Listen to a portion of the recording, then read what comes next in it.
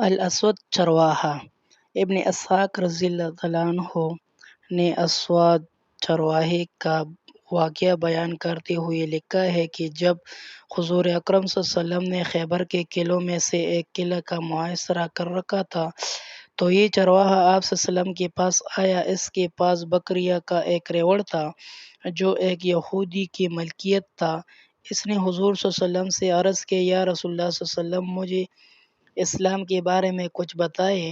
آپ صلی اللہ علیہ وسلم نے اس کے سامنے اسلام کی تعلیمات پیش کی تو اس نے اسلام قبول کر لیا۔ ان حضور صلی اللہ علیہ وسلم کبھی کسی بھی شخص کے سامنے خواہ وہ کتنا معمولی اور حقیر کیوں نہ ہو اسلام پیش کرنے میں عار محسوس نہ کرتے تھے۔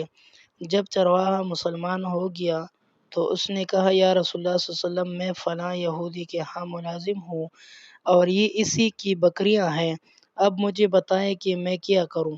آپ صلی اللہ علیہ وسلم نے فرمایا، ان بکریوں کو کنکر مار کر بھاگو، یہ اپنے مالک کے پاس خود چلے جائیں گے۔ اسود راعی نے کنکریاں کی مٹی بھری اور بکریاں کے منہ پہ مارتے ہوئے کہا، جاؤ اپنے مالک کے پاس چلے جاؤ، بخدا میں اب تمہارے ساتھ کبھی نہیں جاؤں گا۔ بکریاں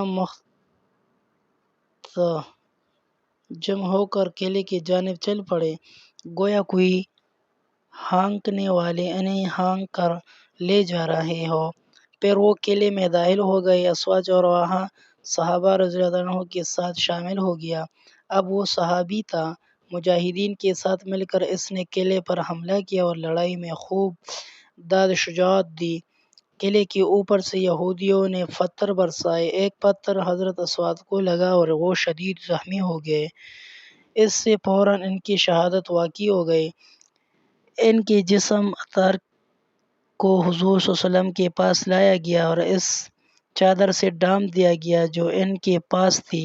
ان حضرت صلی اللہ علیہ وسلم صحابہ رضی اللہ عنہ کی ایک جماعت کے ساتھ آگے بڑھے مگر پھر آپ صلی اللہ علیہ وسلم پیچھے ہٹ آئے۔ صحابہ رضی اللہ عنہ نے عرض کی، یا رسول اللہ صلی اللہ علیہ وسلم، آپ صلی اللہ علیہ وسلم نے منہ کیوں موڑ لیا؟ آپ صلی اللہ علیہ وسلم نے فرمایا، اس کے پاس اس کی دو خوبصورت آنکھوں والی حوریں تھیں جو جنت میں اس کی ازواج ہیں، میں ان سے حیا کی وجہ سے پیچھے ہٹ آیا ہوں۔ اس صحابی نے نہ کوئی نماز پڑھی اور نہ کبھی روزہ رکھا مگر سیدھا جنت میں پہنچ گیا۔ اللہ تعالیٰ اس سے راضی ہو گئے۔